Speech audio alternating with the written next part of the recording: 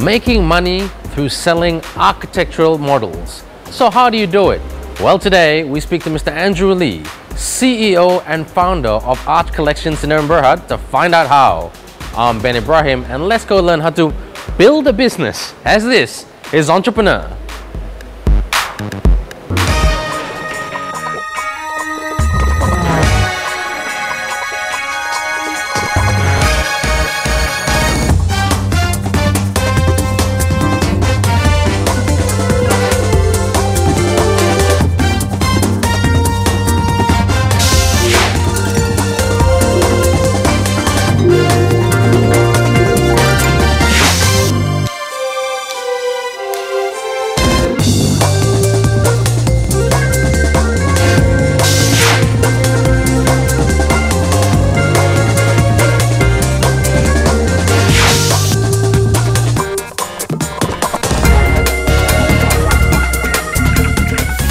Don't touch that remote control, because for the next 30 minutes or so, it's time to get inspired. It's entrepreneur time. And today, we're talking to Mr. Andrew Lee, CEO and founder of Art Collections in Berhad.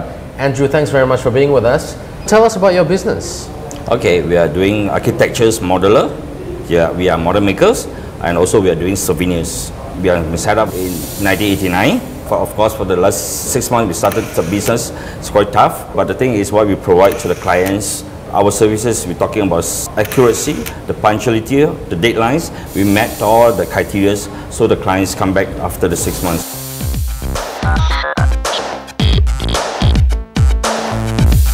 I've known Andrew for the past 10 years. He has started as a model maker, and his dream is to have his first outlet in Klang Valley.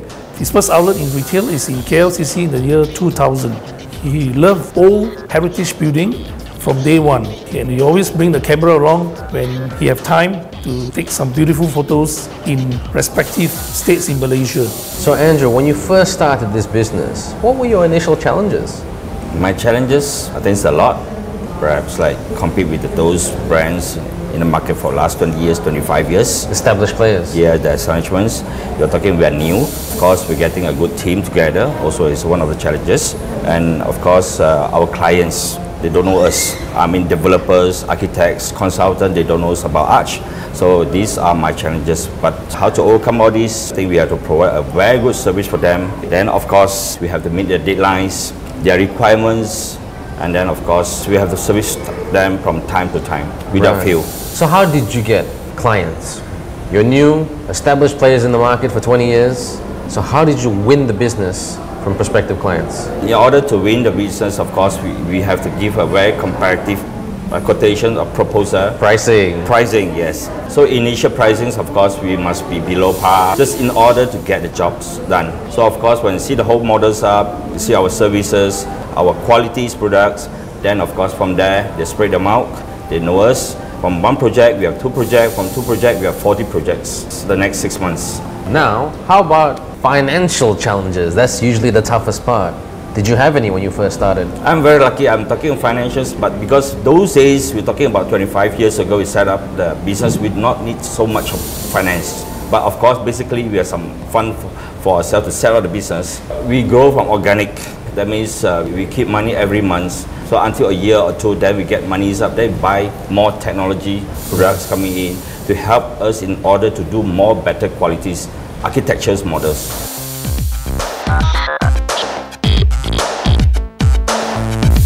Go back to 10 years or 15 years ago, we need machine. Those days, use labor, use hand to cut the whole things up, but time change, we have to use machines. The machines, that's why I bought it from US. I flew all the way from KL to US to get the first machine into Malaysia. So everybody say this thing, Andrew, you are crazy. Are you sure you can pay this 100,000 USD for machines in order for you to do this business? I said, yes. We bought the first machines in Malaysia, but the next 3 months we make back everything. So after the next 3 months, we get another machines. Nowadays, we have 30 machines. 30 machines today? Yeah. And how much is the machine these days? It's about 200,000. But of course, the technology is much better. They cut faster. Accuracy is there. In a recent newspaper article, when you were interviewed, you said to the journalist, you were very lucky when you first started your business because your former employers were very good trainers, very good mentors. How did they teach you about this business, to run this business? Officially, I think he doesn't teach me how to run the business, but he teach me how to complete a model, how to complete a task, yes. Right. I think from the task itself, we learn a lot. I mean, myself learned a lot of knowledge from him. Walk us through the A to Z about completing a building task. In order to complete architecture's models, a good model, a quality models, we must have a good quality drawings from the architects. Of course, software, coordination works. Then from there, once we got the drawing itself, we have to study the drawing in depth. You know, we have to think about a week or two to study carefully about the drawing before we start to draw into the system. I mean, into digitize into the computer. So when done the whole thing's up, then we use the machine to cut up the pieces out.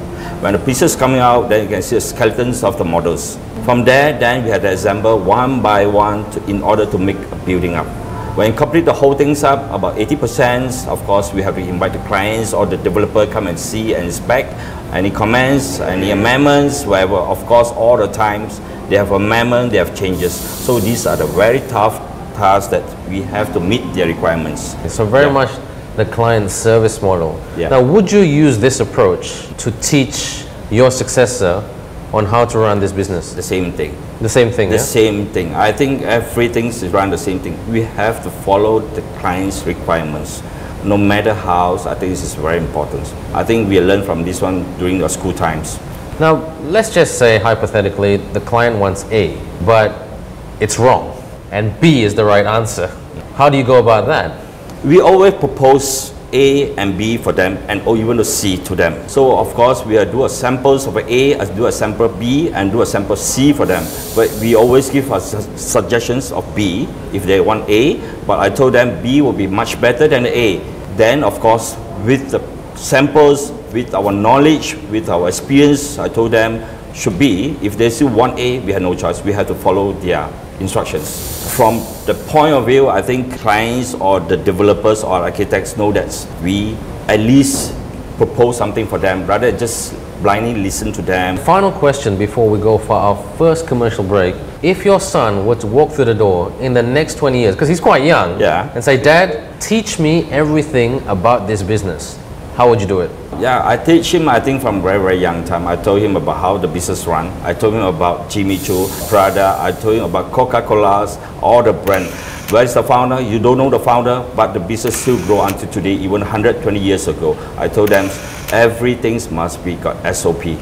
SOP part, that means every company have a system to run. Every department, head of the department, so they will know how to run the department. But only you are overlooking, and of course you have to keep thinking more, or you have to think ahead of your managers or your company or wherever. Well, there you have it. Andrew said all you need is SOP. SOP. Standard operating procedure. If you have the right SOPs in place, you will run a very good, successful, and most importantly, a profitable business. We're just going to take a very short commercial break, but when we come back, speaking about profit, we're going to talk about your favorite subject, which is making money. How this business makes money. Don't go away. Stick with us right here on Entrepreneur.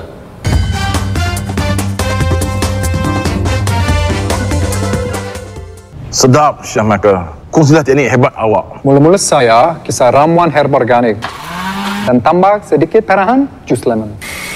Dengan suhu sederhana, saya masukkan kacang buncis yang dikukus sempurna. Ayam pula dimasak dengan kombinasi teknik kukus grill panggang, kukus. Dan Panasonic Cooking Magic, peralatan yang berkualiti tinggi dan mudah digunakan. Panasonic, ideas for life. Perlumbaan menghadapi ketakutan. Siapakah yang akan mendahului? Ini adalah Fear Factor.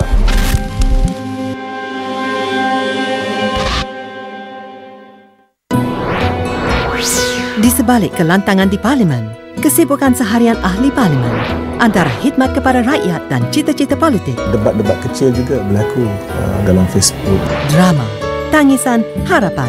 Dengan media massa kita boleh menyampaikannya. Ketahui catatan kehidupan seharian wakil rakyat. Media sosial akan memainkan peranan penting.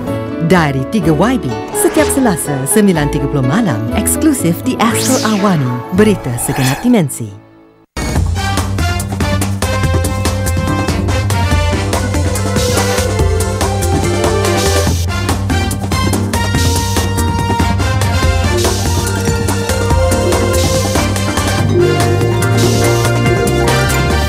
The building blocks needed to run a successful organization, and the most important building block is a monetization plan. Now, Andrew, this business is a concept. So how do you make money? Our product is quite niche. Very. Very niche. So we have to sell with the concept. We have to sell with the ideas. We have to create the ideas in order for them to order more volume. Yes. We also create a lot of demands. For example, the client just want A. I say, no, you should get A+. So in these orders, that of course, you get more pricing for this.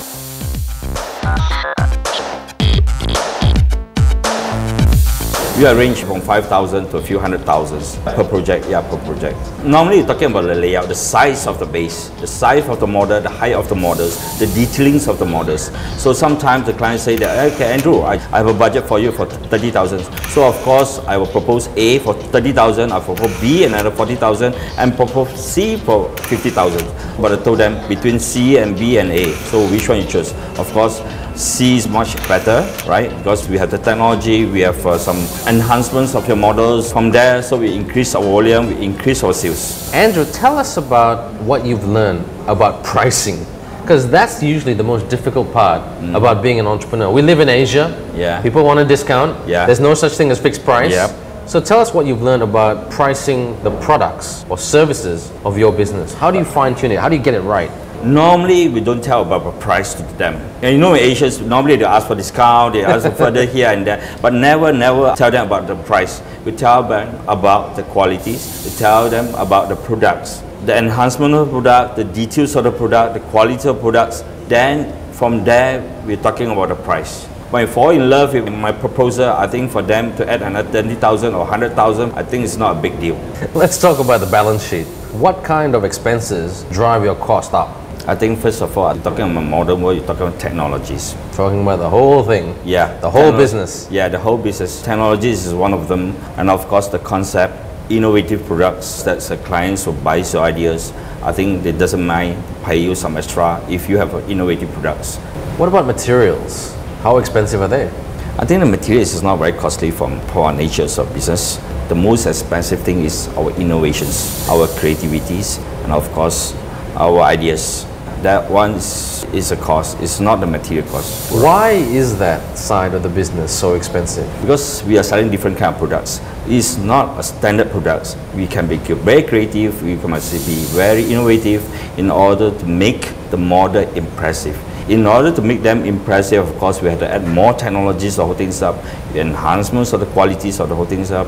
Then, of course, the motions of the models, because some models can have lightings, connected with the iPad. You can touch screens, or these other things. These all will increase the price of the models, So you're a man of SOP. Is there an SOP for being creative in this company? SOP sometimes it's just an SOP. Of course, you're talking about this company itself, we need innovative, we need creativity, so we have to change from time to time. I think we're never afraid to change, we're never ashamed to change things. Sometimes, of course, we have to stick to SOP, but sometimes we have to change. Do you encourage that in your people? Yes, of course. Every meetings we have let them, any things we have to change in order to improve the whole SOP. Now, Andrew, tell us about the operational challenges that you face that stops you from making more money. Sometimes I think I can feel that we are too slow. We are too slow. Yeah, our speed, our thinking, our exposures, I think we are slow. That's why I encourage my people, my team itself, make sure when you go overseas, get more knowledge, go to whatever related firm or companies that you can learn or see some products, you can learn them, bring it back here, and then discuss and sharing all your ideas that you've been seeing or saw, your things here, and then bring the ideas to the tables, then we discuss it. Does it work, this exposure thing? I mean, a lot of people say, we've interviewed architects on the show before, and they said exactly the same thing. For me, it really works. Every time I travel, I come back, so I have a whole list on my table. I table out to them, I just make sure that I share with them. What kind of things? What kind of things? Let's say I say this product is well, they're selling well in one of the museums. You know, why you cannot have these products into our store?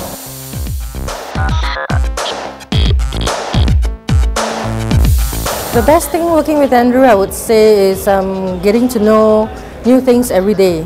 Because Andrew is a man full of ideas. He's never exhaustive with his ideas. And so every time he comes back from a certain place, a certain country, he always shares his thoughts and his ideas with us. His ideas are different from the rest. Say he's a very creative person. His ideas are very innovative, very well thought of, and we make full use of his ideas in our everyday working life. Now Andrew, you first set up this business in 1989, 2 years after a financial recession. What did you learn during that time in terms of running and setting up a business? During the financial crisis, 1984, I think 1984 to 1986, I think we have a financial crisis in Malaysia, so overall in Asia. Those days, I think I still apprentice, but I learned a lot of them from my mentors that don't stay business only in Malaysia. You have to go worldwide. I think this is a fact. That's why Arch is going to go worldwide. Now let's just say another recession, God forbid, happen in another 3 years' time. How would you prepare your business to be recession-proof? I don't expect another 3 years' time. I expect any times will come in. So the thing is, we always well prepared for that. So we diversify our range of our products, not only those for professional like architects or consultants that love our products. I mean, for tourists, they also love our products. I think tourist industry is a major industry for Malaysia, especially we are one of the top 10 visited countries in the world. So I think tourism industry is up and coming for me. And final question before we go for our second commercial break. What's your advice for our viewers? Maintaining a good quality product but not cutting cost at the same time. You must be very creative. You must be very innovative. Don't only use the same materials to do your products. You can use others' materials. Look for technologies. Look for better person that you can think much better. You must share the things with your friends, your colleagues. From there, I think you can get a lot of opinions. I think fair enough. I mean, we have differences in opinions, but when the chairs you put in the tables, I think we listen to the majority. Just an example, okay, sometimes I'm too passionate of my products. So I thought that this product would sell well. I would table on my tables, and I told my managers, everyone come in and share with me. If out of the 60% they say no, then I have to follow the instructions because I think they know well of the company too. The first business learning tip today, SOP, Standard Operating Procedure. The second business tip, according to Andrew, share. Share with your colleagues. Share with your subordinates. If they criticize you, don't take it personally because it's all about profit and it's all about good business. We're just going to take another short commercial break right here on Entrepreneur, but when we come back, we're going to learn how Andrew intends to grow the business and diversify the business. The stuff and dreams of every entrepreneur. Stick with us right here on Entrepreneur. Don't go away. Get that cup of coffee, get that biscuit, and then come back and let's learn more.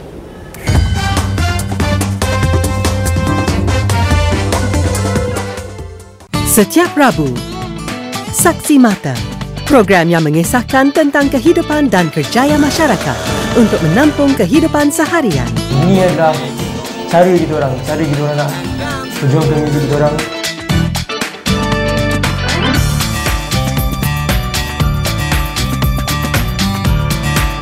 Setiap Rabu, 8.30 malam, Saksi Mata, hanya di Astro Awani, berita segenap dimensi.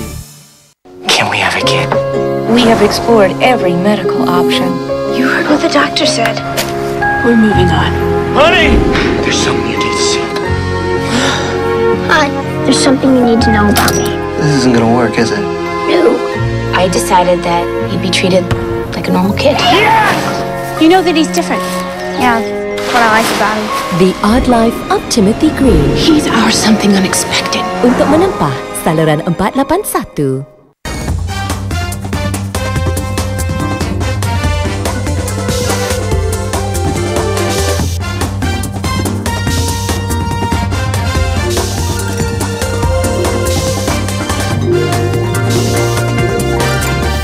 Do you grow a business organically, systemically, or do you just grow it? So how do you do it? let's ask our expert, Andrew. How is the best way to grow a business or your business? I think there are many ways. How to do it? Of course, we are look for international markets. We are look for more clients, corporate clients. These are products. It's not only for the architect. It's not only for developers. Of course, we are talking about getting more tourists to come into our centers. We get more sales. So what are the challenges in trying to grow a business? Winning international clientele is never easy. Basically, of course, it's not easy. But of course, we follow the governments. We have government bodies like Matrix, Kaya Nikah. We follow them. I think they are great bodies for Malaysia to promote Malaysian products to overseas. We got help from them. We go exhibitions, went for Astro, these are things. From there, we get a lot of new clients, especially international clients. From there, we get a lot of feedback, and of course, we export to them. So what countries or international countries are you servicing at the moment? Now we are talking Middle East, of course, of talking Europe, America. This is our futures market.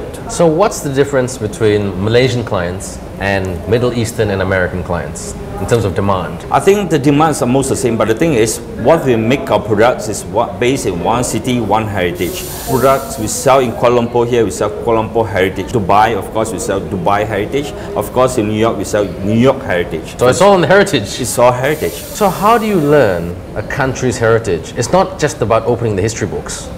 Yeah, it's not. We have a really in-depth study of the architectures. Of course, books is one good reference. Of course, the internet is a very good reference for them. Of course, some images to provide them by them, drawing provided by them. I think from then we can do a very great art pieces for them.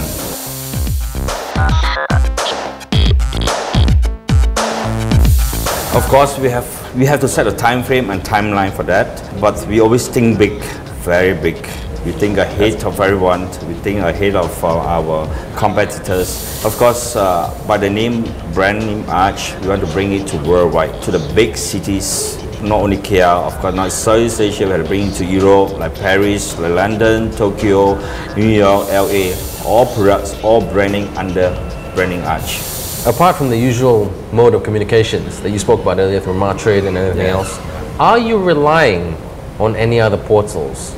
Yes, of course, we get a lot of contacts from, of course, from internet, so we get a lot of clients. We direct to them, like British Museum, like LA Museum, talking Singapore Museum. We are right into them. Then, of course, we send some sample to them, make sure they love our products. From there, then we get an appointment, then we have to go them to see them. Andrew, you mentioned earlier, one thing that you encourage your staff to do is to go overseas and learn and be inspired. How do you get inspired? I inspire from many ways. I think books inspire me a lot. I read a lot of beautiful books. I'm talking about like personal books like Virginia Line's book, Starbucks books, how this founder create their brand name and go international. Starbucks is a very good example because every countries, every cities they go, they adapt their culture, they adapt their environments there. So the same goes to Arch. We have to adapt their culture, we adapt their lifestyle, adapt their motive. Let's say our products go to Dubai. We cannot do KL heritage there. We have to adapt their heritage. We have to adapt their culture. We adapt the lifestyle, their requirements. From there, I think Arch can be in Dubai forever.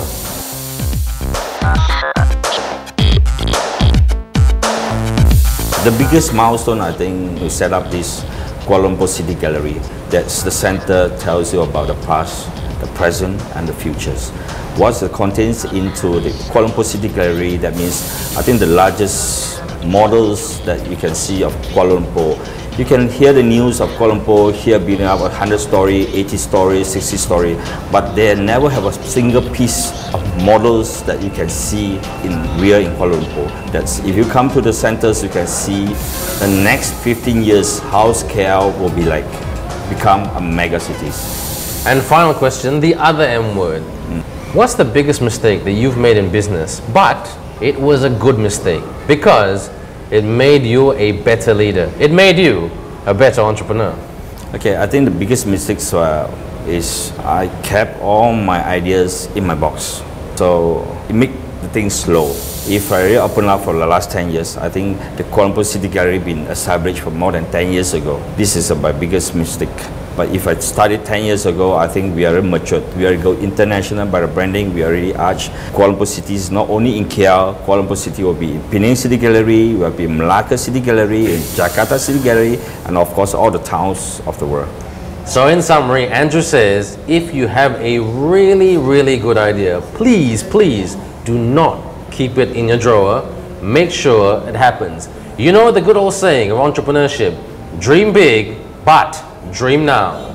If you do want to give us some feedback, as usual, on our Facebook Entrepreneur Astro Awani Facebook website, please log on to this site here and please give us some feedback, because Andrew says if you can't receive feedback, you shouldn't be in business. We'll catch you next week, folks. Don't forget, this is Entrepreneur, and have a great productive week.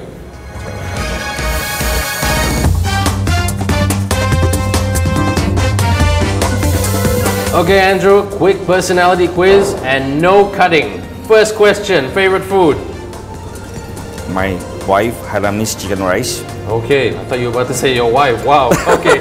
Second question, sports car or house? Sports car. Oh, yep. Okay. Why? I have my house already. I need a sports car. Okay. What is your favorite sports car? Lamborghini. Sorry? Bentley, sorry. So, okay, Lamborghini or Bentley? You're very, very picky. Lamborghini. Okay. Okay. Favorite holiday spot? Japan. Japan.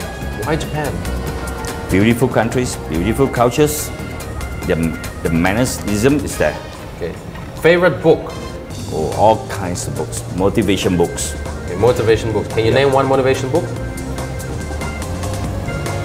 Okay, you're reading too many books. It's okay at the moment. And final question: if you only had 1 ringgit and 25 cents in your wallet, Malaysian, yeah, what would you do with it?